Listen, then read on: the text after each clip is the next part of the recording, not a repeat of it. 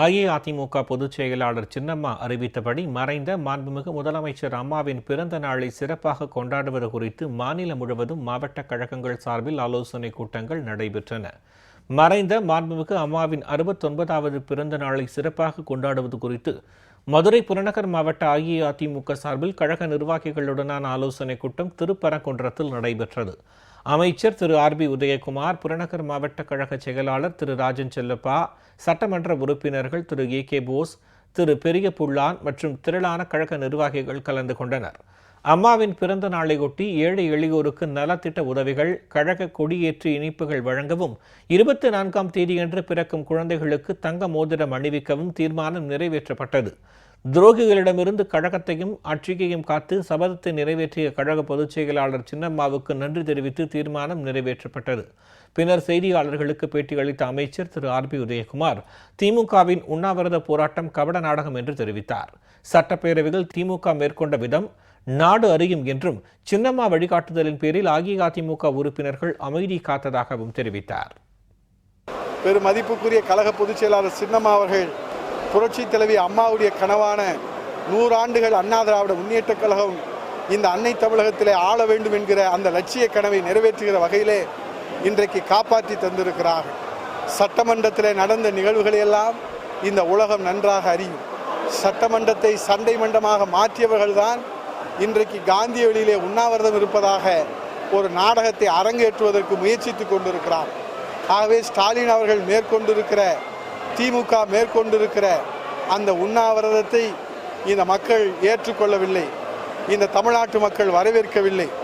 செயலற்ற தலைவராக இருக்கிற ஸ்டாலின் அவர்கள், அவர் பேசுவதெல்லாம் பொய், அவர் ஆடுவதெல்லாம் நாடகம், அவர் எடுத்து வைக்கிற நடவடிக்கைகள் எல்லாம் மக்களால் ஏற்றுக்கொள்ள முடியாத நடவடிக்கைகளாக இருக்கிறது.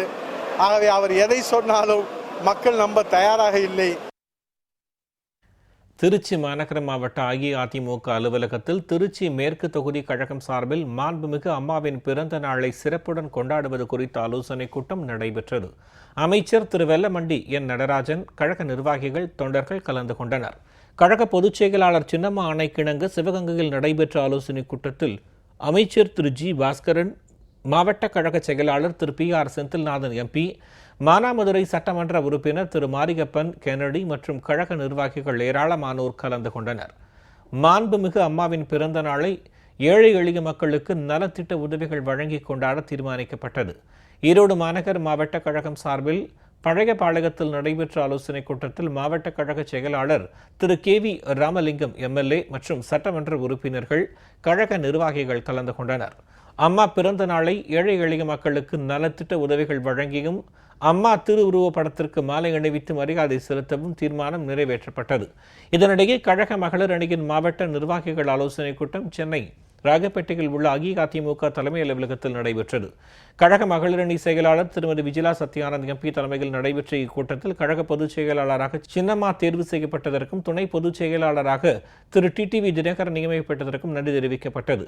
மேலும் மறைந்த மாண்புமிகு அம்மாவின் 69வது பிறந்த நாள், கழக நிறுவன தலைவர் புரட்சி தலைவர் எம்ஜிஆர் நூற்றாண்டு விழா மற்றும் உள்ளாட்சி தேர்தலில் 100% வெற்றி பெற உழைப்பது ஆகிய அம்சங்கள் குறித்து ஆலோசனை வழங்கப்பட்டது.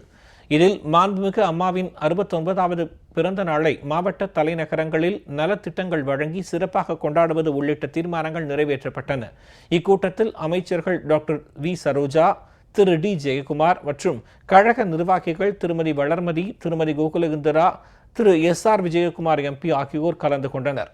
திருப்பூர் மாநகர மாவட்ட கழகம் சார்பில் மறைந்த மாண்புமிகு முதலமைச்சர் அம்மாவின் 69வது பிறந்த தினத்தை சிறப்பாக கொண்டாடுவது குறித்து ஆலோசனைக் கூட்டம் நடத்தப்பட்டது.